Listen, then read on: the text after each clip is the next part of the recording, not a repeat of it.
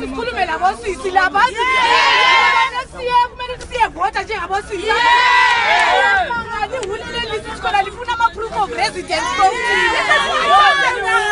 siyothathe ngabuthina labo kathesa basakwanisi lokusithatha Utokarani ule! Unasikongiza mkasifikisha mesimama!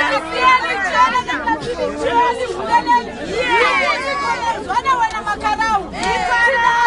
Proof of residence.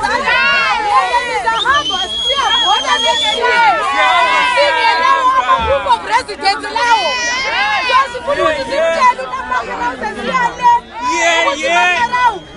Thina njengamankazana next year we'll make sure ukuthi khona 3/4 of abantu abazahamba uyavota ngama-young women